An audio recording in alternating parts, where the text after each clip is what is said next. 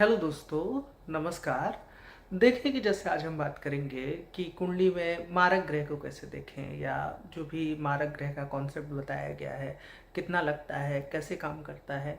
देखिए कि ये सामान्य सी अवधारणा है, मतलब इसकी थोड़ी सी बेसिक जान लेते हैं कि जो भी कुंडली का आपका कोई भी लग्न बने, उसमें जो दूसरे भाव का स्वामी होता है और जो सप्तम भाव का स्वामी होता है, उसे मारक की संज्ञा दी गई है। अच्छा, इसके पीछे का कारण क्या है? कारण सीधा सा है कि जैसे जो आठवां भाव होता है तो सप्तम भाव उससे 12वां भाव पड़ता है, यानी कि आयु का जो हानि करने वाला भाव है, 12वें भाव को हम व्यय से इंगित करते हैं, तो वो अष्टम भाव हुआ। और भावात भाव से जब आप गिनेंगे तो आठवें भाव से आठवां तीसरा भाव आएगा, तो तीसरे भाव का जो भाव हानि करेगा वो दूसरा भाव होता है। तो इस प्रकार कुंडली में दूसरे और सातवें भाव को मारक स्थान कहा गया है, मतलब कि इसके जो भी स्वामी ग्रह बनेंगे वो मार्केस कहलाते हैं। लेकिन इसमें देखिए कि सप्तम भाव प्रबल मारक में गिना जाता है। द्वितीय भाव नो डाउट वो भी मारक होता है, लेकिन एक अगर तुलना की जाए तो सप्तम भाव को आप थोड़ा सा ज़्यादा प्रबल मारक में मानेंगे। तो ये तो हो गया कि इसकी थोड़ी सी बेसिक्स की कैसे गिना जाएगा। आपका कोई भी लग्न हो, उसमें सप्तम और दूसरे भाव के जो भी स्वामी बनेंगे वो मारक होंगे। अच्छा, इसका फल क्या होगा? जब भी कभी कोई भी है ग्रह, मतलब उसको हम क्या कहें, दूसरे भाव को स्वामी को हम धनेश भी कहेंगे, सप्तमेश भी कहेंगे। जैसे बहुत लोग कहेंगे कि मेरी मारक ग्रह की दशा आ गई, और कोई ज्योतिषी होगा वो कहेगा नहीं, ये तो धन भाव के स्वामी की दशा है। फिर दूसरा दोस्ती ज्योतिषी कहेगा कि मान लीजिए कि ये धन भाव के स्वामी की दशा है, तो अगला व्यक्ति कहेगा नहीं, ये मारक ग्रह की दशा है। या ऐसे ही सप्तम भाव पे लागू होता है कि विवाह भाव के जो स्वामी की दशा है उसको हम सप्तमेश की दशा काउंट करें या फिर मार्केश की दशा काउंट करें।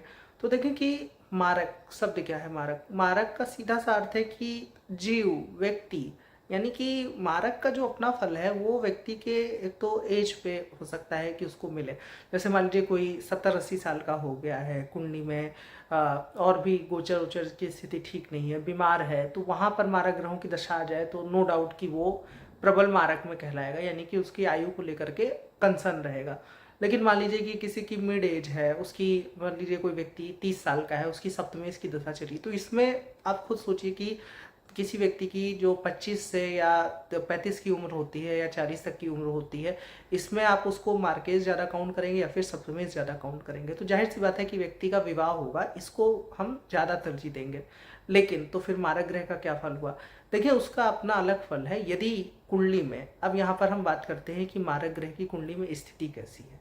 मान लीजिए कि यदि कुंडली में मारक ग्रह, दोनों जो भी मारक ग्रह हैं, दूसरे भाव के स्वामी और सातवें भाव के स्वामी, दोनों लग्न लगने से संबंध बना रहे, तो फिर ये कंसर्न हो गया कि भैया जब भी कभी कोई भी उदाहरण ले लेते हैं, मान लीजिए चलिए किसी का वृषभ लग्न है, वृषभ लग्न का उदाहरण लेते हैं, तो उसमें पहला मारक जो बनेगा वो एक तो बुध हो गया, और वृषभ के सामने जो राशि पड़ेगी वो मंगल की बनेगी, यानी कि यहाँ पर मंगल सप्तम भाव का स्वामी होगा, तो यानी कि मंगल और बुध वृषभ लग्न में मारक बनेंगे।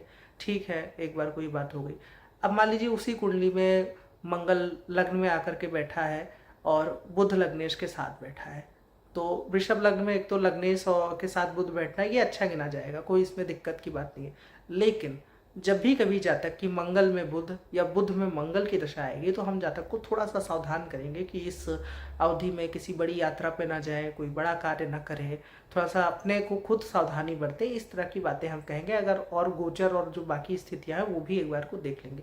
तो कहने का मतलब है कि अगर मारक ग्रह जो भी है वो लग्न लग्नेश से संबंध बनाए, तो फिर मारक का फल ज़्यादा मिलता है। इसके अभी हम और बात करेंगे कि अन्य भाव से, इसका सिर्फ ये अर्थ नहीं है कि जैसे लग्न लग्नेश से संबंध बनाए, मारक ग्रह किसी भी भाव से संबंध बनाए तो उस जीव को हानि पहुंचाते हैं, उसके सुख में कमी करते हैं। अभी पूरा कॉन्सेप्ट ही इसी पे हम एग्जाम्पल लेके बात करेंगे। लेकिन पहले सीधा समझते हैं कि लग्न लग्नेश से यदि दोनों ग्रह, मारक ग्रह जो कि एक सप्तम का स्वामी बनता है और दूसरे भाव का स्वामी बनता है, जैसे वृषभ लग्न के लिए बुध हो गया, या फिर मान लीजिए कर्क लग्न लेते हैं, तो कर्क लग्न के लिए सूर्य और शनि ग्रह मारक होते हैं। तो सूर्य शनि मान लीजिए कि कुंडली में किसी भाव में बैठे हों, जैसे नवम भाव में बैठे हों, तो पिता के सुख में कमी कहेंगे। लग्न में बैठे हैं तो जातक के स्वयं की आयु में कमी कहेंगे। तो इस तरीके से मारक ग्रह, दोनों मारक ग्रह, दूसरे भाव का स्वामी और सातवें भाव का स्वामी, जिस भी भाव से संबंध बनाता है उसके जीव के सुख में कमी करता है। सीधी सी एक ये जनरल बात हो गई। ठीक है, लेकिन इसमें अभी बहुत कुछ आएगा। ये सिंपल सा ऐसे नहीं है कि सिर्फ मारक ग्रह जिससे संबंध बनाए वो खराब होता है, इतना सिंपल नहीं है। आपको बाकी चीज़ें भी देखनी पड़ेंगी। जैसे कुछ एक लग्न में मान लीजिए कि जैसे जो मेष लग्न होता है, मेष लग्न में शुक्र दूसरे भाव का स्वामी बनता है और सातवें भाव का स्वामी होता है। तो यानी कि शुक्र मेष लग्न में, मतलब मेष लग्न में शुक्र के पास एक तरीके से एब्सोल्यूट पावर हो गई, यानी कि शुक्र मेष लग्न में प्रबल मारक बनेगा। बाकी जो लग्न है, ठीक है, उसमें एक लग्न और छोड़ के, तुला को छोड़ के बाकी जो लग्न है उसमें दो ग्रह मारक होते हैं। तो वहाँ पर उनकी जो इंटेंसिटी होती है वो थोड़ी कम होती है, क्योंकि दोनों ग्रह एक साथ बैठ करके या एक साथ किसी भाव पर दृष्टि डाले, इसकी संभावना थोड़ी कम होती है। लेकिन अगर आपका एक ही ग्रह मारक बन गया, जो कि तुला लग्न में होता है, तुला लग्न के लिए खुद सोचिए, आपकी मंगल मारक ग्रह होता है।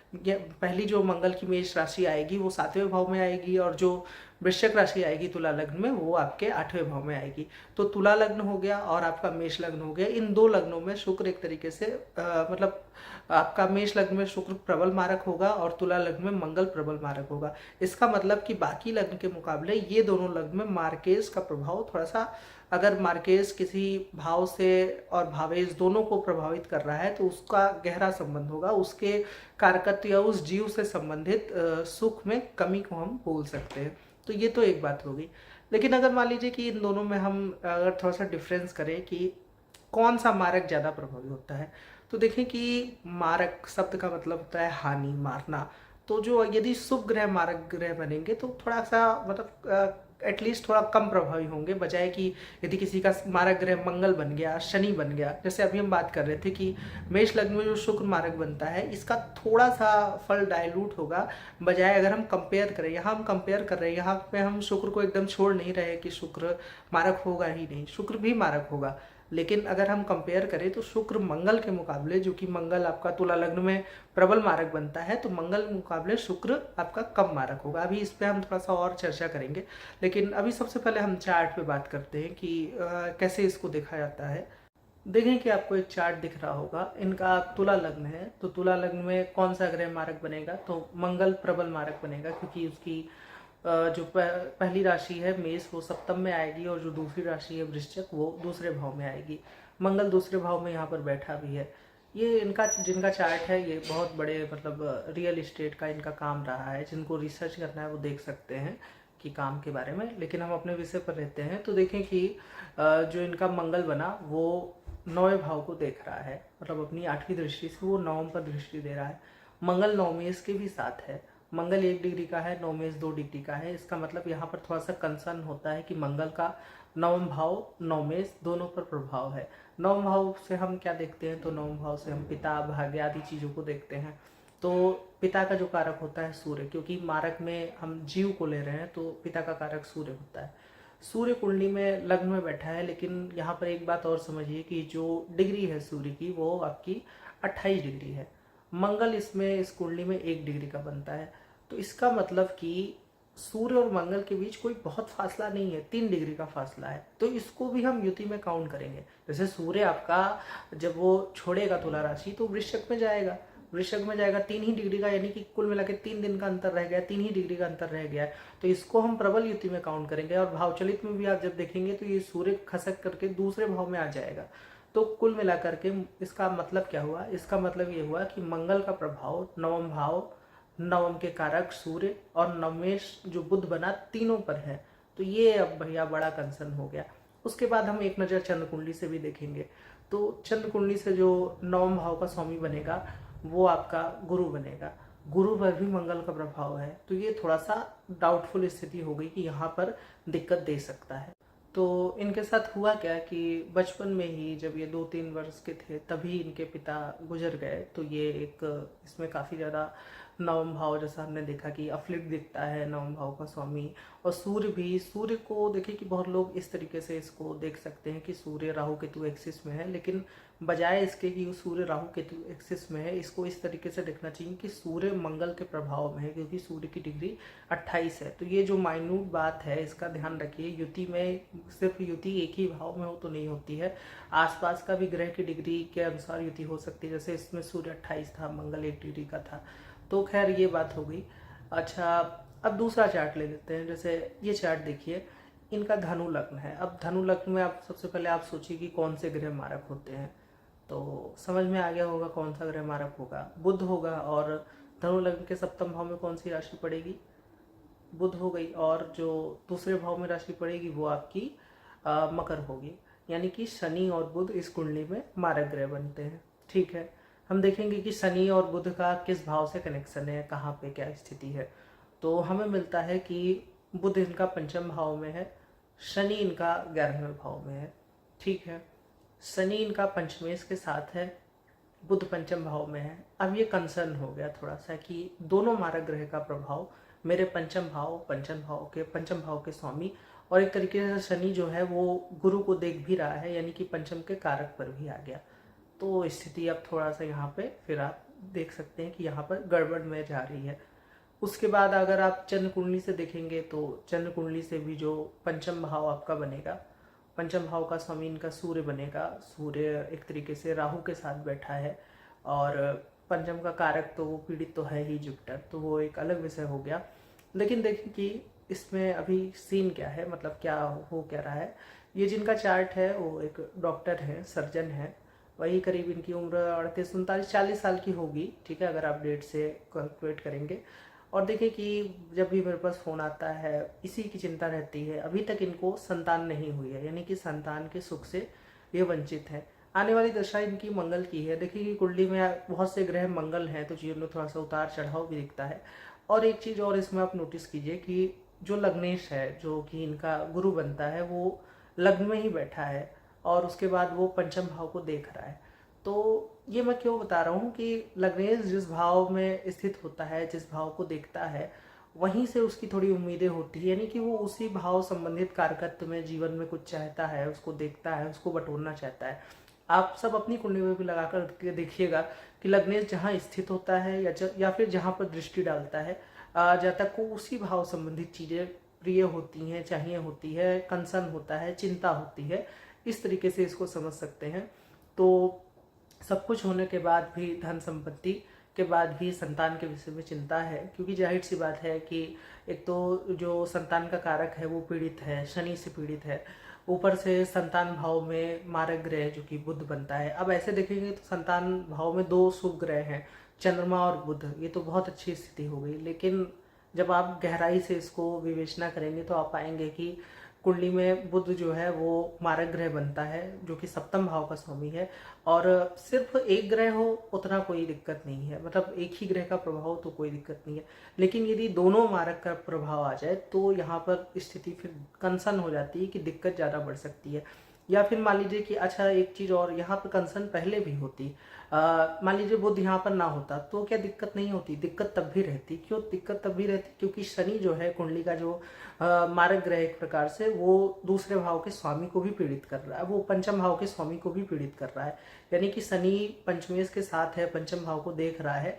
बुध के आने से कह सकते हैं कि स्थिति और ज़्यादा मतलब कि बदतर हो गई। यदि बुध ना होता तो स्थिति में थोड़ा बहुत सुधार भी हो सकता था। लेकिन जो मतलब इनकी पत्नी है उसमें भी ऐसे ही कुछ कॉम्बिनेशंस हैं। लेकिन यहाँ पर देखिए कि आने वाली दशा वक्री मंगल की है, और मंगल इनका पंचमेश है। तो थोड़ी बहुत अगर ईश्वर की कृपा रही तो उनके संतान मतलब हो भी सकती है। कोई ऐसा कहना नहीं चाहिए कि मतलब मुझे क्या, कोई से दुश्मनी थोड़े है कि हम उसको ज़बरदस्ती बताएं। तो कहने का मतलब है कि जब तक उस चीज़ को चाह भी रहा है और वक्री ग्रह इस चीज़ को देता भी है, तो ईश्वर की कृपा रही तो आगे जो होगा सो होगा। लेकिन अभी का सिनेरियो ये है कि इनके पास संतान का सुख नहीं है। देखिए कि अब इसमें जैसे कि कुछ एक बात का बहुत ज़्यादा विशेष ध्यान रखना है, उस पे बात करते हैं। क्योंकि ये जो मैंने अभी तक बताया, मुझे कहीं से तो शुरू करना पड़ेगा। लेकिन इसमें किन चीज़ों का ध्यान रखना है वो भी आप समझ लीजिए। कि देखिए, मारक ग्रह का जो लिटरल अगर आप मीनिंग सोचेंगे, एक तो सीधा सा निकलता है कि व्यक्ति का ना होना। लेकिन मारक को कई और प्रकार की संज्ञा दी जाती है। उसका मेन जो होता है, जब भी आपको कभी को किसी को कुछ बोलना हो तो आप ये कहेंगे कि इस संबंधित व्यक्ति से आपके संबंध का जो सुख है वो कम दिखता है। कहने का मतलब है कि सुख में कमी की बात करेंगे, ना कि सीधे सीधे आपको किसी को कह देना है कि वो मर जाएंगे। ये गलत बात है। आपको सिर्फ इतना कहना है कि अगर आपको बहुत ज़्यादा सिवियरिटी दिखती है, चार्ट में दिक्कत दिखती है, तो आप कहेंगे कि इसका सुख कम रहेगा, चाहे पिता के लिए हो, चाहे संतान के लिए हो, चाहे पत्नी के लिए हो, माता के लिए हो, कोई भी भाव हो, भाई बहनों के लिए हो। क्यों? क्योंकि एक इसका ये भी अर्थ होता है कि कई बार व्यक्ति कह लीजिए कि उसको गुजर करके ना या मरा ना हो, वो आपसे दूर चला गया हो, बच्चे कहीं बाहर पढ़ने चले गए हों, बचपन में आपको कहीं घर से दूर जाना पड़ा हो तो माता का साथ ना मिला हो, कई और फैक्टर हो सकता है। इसमें भी तो एक प्रकार से माता जी जैसे आपके साथ नहीं रही तो ये भी तो सुख में कमी हुई। तो इस चीज़ का ध्यान रखिए कि मारक ग्रह का असर का सिर्फ एक ये मतलब नहीं होता है कि व्यक्ति नहीं रहेगा, उसके सुख में कमी। इसका मेन मतलब ये होता है कि मारक दोनों जो मारक भाव के स्वामी होते हैं यदि किसी भाव भावेश से संबंध बनाए तो उस पर्टिकुलर संबंधित व्यक्ति के सुख में कमी होती है। अच्छा, इसमें लेकिन देखिए कि एक ग्रह का भी बहुत रोल है। यदि मान लीजिए सप्तमेश ही है या दूसरे भाव का स्वामी है, वो किसी भाव और उसके भावेश दोनों से संबंध बनाता है तो उसको भी आप मारक में कंसीडर करेंगे। कहने का मतलब है कि अगर दोनों जुड़ जाए सप्तमेश और दूसरे भाव का तो बहुत ज़्यादा अफ्लिक्शन हो गया।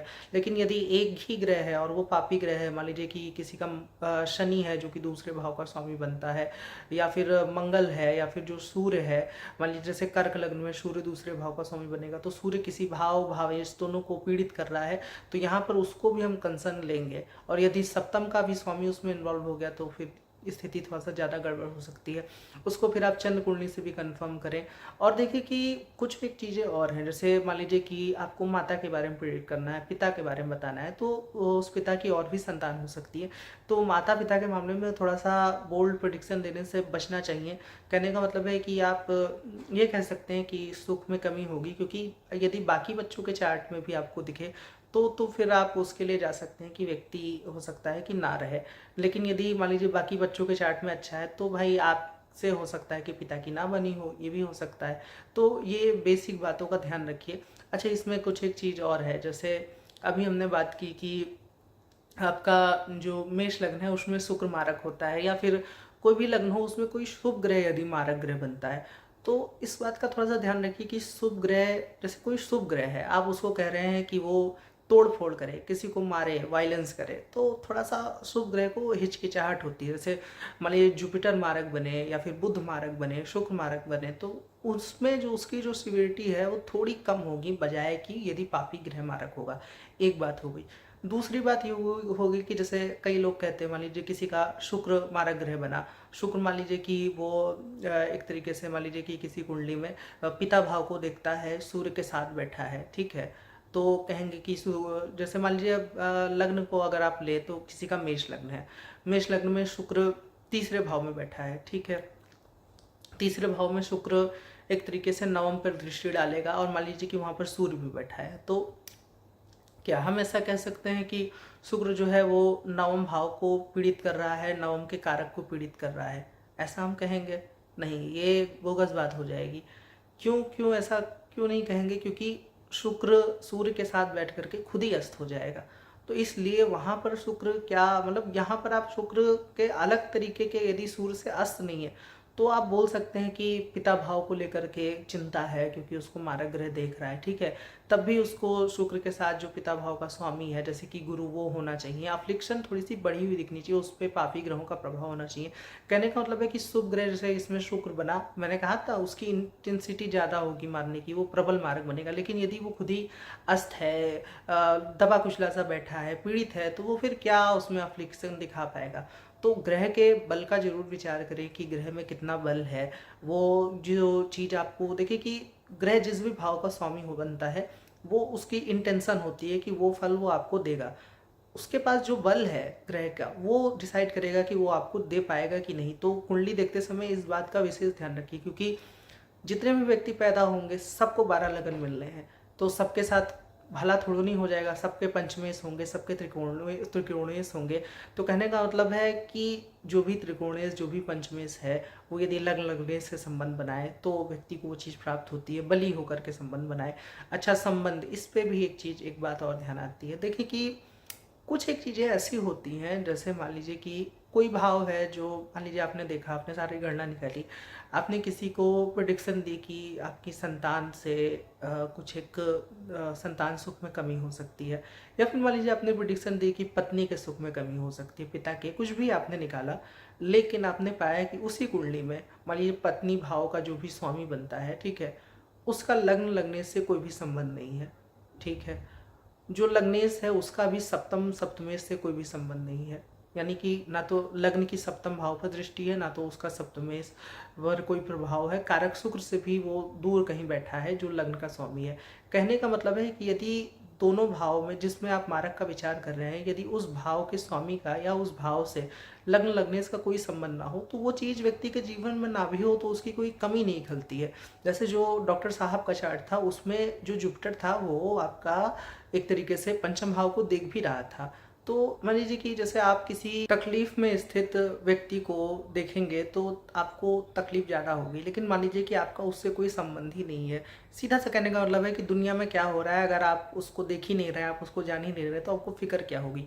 तो कई स्थिति में ये भी होगा कि आप जैसे किसी को बताएंगे कि जैसे आपकी पत्नी का सुख कम दिखता है, तो जो हो सकता है जो भी क्लाइंट हो या कोई आपका परिचित व्यक्ति हो वो आपसे कहेगा कि जाने दीजिए, कोई बात नहीं, उसको आप गोली मारिए, मुझे परवाह नहीं है, मुझे नहीं जानना है, मुझे शादी ही नहीं करनी है। तो ये भी इसमें आपको सिनेरियो मिलेगा।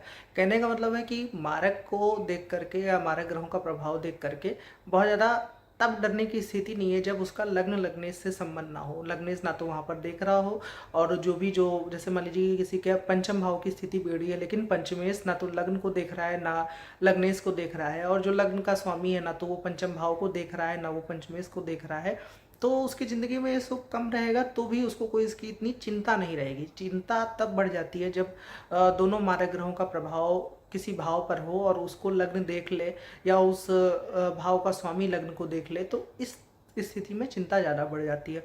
तो इस स्थिति का ध्यान रखिए। तो मोटा मोटी मारक ग्रह क्या होते हैं, किस तरीके के फल देते हैं, देखें कि इसमें कुछ एक चीज़ें और हैं जिसका आपको हमेशा ध्यान रखना है कि यहाँ पर मारक का संबंध सिर्फ जीव से है, बाकी सप्तमेश सप्तमेश ही रहेगा। सप्तम भाव व्यापार का कारक होता है, तो वो व्यापार देगा, विवाह देगा, और जो भी सप्तम भाव से हम पब्लिक डीलिंग देखते हैं तो वो सारी चीज़ें, सहचर, ये सब सप्तम भाव के जो गुण हैं। धन भाव का जो स्वामी है उससे धन वाणी देखा जाता है, परिवार देखा जाता है, तो वो सारी चीज़ें वो अपनी दशा अंतर्दशा में वो भी देगा। बस यदि उस दोनों ग्रहों का संबंध यदि किसी एक भाव से हो तो उसके लिए चिंता होने की दिखता है कि उसके लिए व्यक्ति को थोड़ा सा कंसर्न रहना चाहिए। बाकी यदि उसका कोई संबंध किसी जीव से नहीं है तो फिर इतना कोई चिंता की बात नहीं है। आप नाहक उसमें कोई बेकार का डराने की जरूरत नहीं है। यदि वो दोनों ग्रह जैसे सप्तम भाव का स्वामी और दूसरे भाव का स्वामी लग्न से संबंध बना ले, या फिर दोनों ग्रह पंचम से संबंध बना ले, अमूमन ऐसा कुंडलियों में कम ही होता है कि दोनों ग्रह किसी एक भाव पर इफेक्ट डाले। हाँ, जैसे कि जो अभी जिन लग्नों की मैंने बात की कि जैसे मेष लग्न हो गया या फिर तुला लग्न हो गया जिसमें कि एक ही ग्रह को पावर मिल जाती है प्रबल मारक बनने की, तो वहाँ पर थोड़ा सा ध्यान देने की स्थिति है। बाकी लग्नों में यदि दोनों ग्रह किसी भाव भावेश को पीड़ित नहीं कर रहे हैं तो इतना कोई चिंता करने की बात नहीं है। आप उसको यही कहिए कि आपकी धनेश की दशा है या फिर आपकी विवाह भाव के स्वामी की दशा है। और देखिए कि थोड़ा सा इसमें जैसे कि बोल्ड प्रिडिक्शन करने से थोड़ा सा बचें। सीधा सीधा किसी को ये नहीं कहना है, सिर्फ शब्द का ऐसे प्रयोग करना है कि ये इसके सुख में कमी रहेगी, तो आप चार्ट को बेहतर तरीके से, मतलब एक तरीके से बेहतर तरीके से बता पाएंगे और लगेगा भी, क्योंकि ज़रूरी नहीं है कि कई फैक्टर होते हैं जो उसी से हो सकता है कि मिस हो जाए। मान लीजिए आपने लग्न से देखा, आपने सिविलिटी पाई, लेकिन आपने चंद्रमा से मारक काउंट नहीं किया है, आपने सूर्य से मारक काउंट नहीं किया है, आपने उस भाव से मारक काउंट नहीं किया है, आपने नवमेश से मारक काउंट नहीं किया है, आपने कालपुरुष के नवम भाव को नहीं देखा है, तो अगर ये सारे फैक्टर जो 3 4 5 फैक्टर मैंने बताए ये सब कुंडली में महत्वपूर्ण रोल अदा करते हैं, तो आपको या तो इतनी फुर्सत हो कि सबसे इस चीज़ से मिला के देखा जाए, या फिर थोड़ा सा हम खुद ही अपने शब्दों का चयन सही से करें। तो कुल मिलाकर के मारक ग्रह का कॉन्सेप्ट ये था। देखिए, आप इस चीज़ को अपनी कुंडली पे लगाइए, जो भी यदि आपके पास कुंडलियाँ हैं तो आप उस पर लगा करके देख सकते हैं। यदि कोई मतलब आपका कोई प्रश्न रह गया है तो आप इससे संबंधित तो मुझसे पूछ सकते हैं। बाकी यदि ये चीज़ चार्ट पे लगती हुई दिख रही है तो आप नीचे कमेंट सेक्शन में बता सकते हैं कि कुंडलियों पे ये कितना अप्लाई हो रहा है। आशा करता हूँ कि आपको ये वीडियो अच्छा लगा होगा। यदि अच्छा लगा है तो आप मेरा वीडियो लाइक कर सकते हैं और मेरे चैनल को ज़रूर से सब्सक्राइब करें। आज के लिए इतना ही रखते हैं। धन्यवाद।